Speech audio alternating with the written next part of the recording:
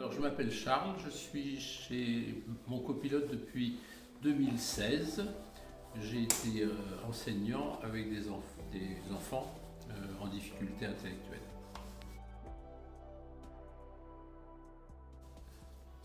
Information donnée par une amie qui a elle-même un enfant handicapé, trisomique, qui a été mon ancien élève. Et j'ai trouvé la proposition intéressante.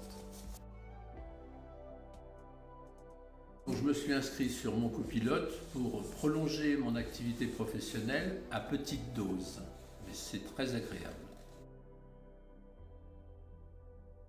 Avant et après mon copilote, je fais du bénévolat dans 4 ou 5 associations.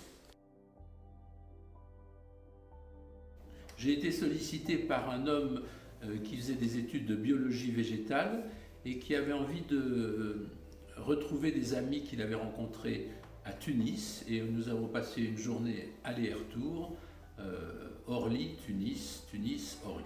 Alors c'était très intéressant pour moi parce que cet homme avait besoin d'aide dans le voyage, aller et retour, et arrivé sur place, il a retrouvé une amie, et il m'a entre guillemets planté en me disant: je vis ma journée avec cette amie et toi tu vas manger au restaurant, tu fais ce que tu veux. Donc je suis allé sur une plage de Tunis pendant qu'il vivait sa journée autonome. Et c'était très sympa, j'ai un très bon souvenir de cet aller-retour et de cette rencontre. Lui et son ami, même si c'était très court, mais c'était très agréable. Un copilote, c'est quelqu'un qui va accueillir une personne en difficulté de déplacement, tout en essayant de l'aider à s'autonomiser le plus possible, peut-être pas la première fois, mais les fois suivantes. Et c'est ce que j'ai vécu avec Timothée. Alors, je n'ai jamais participé à des ateliers de sensibilisation au handicap, parce que de par ma vie professionnelle pendant 35 ans, avec des enfants, mais aussi depuis que je suis retraité avec des aveugles ou malvoyants. Je domine beaucoup cette situation d'aider les personnes en difficulté, et c'est pour moi pas du tout un souci de me lancer, même un peu au hasard, avec des handicaps que je ne connais pas forcément.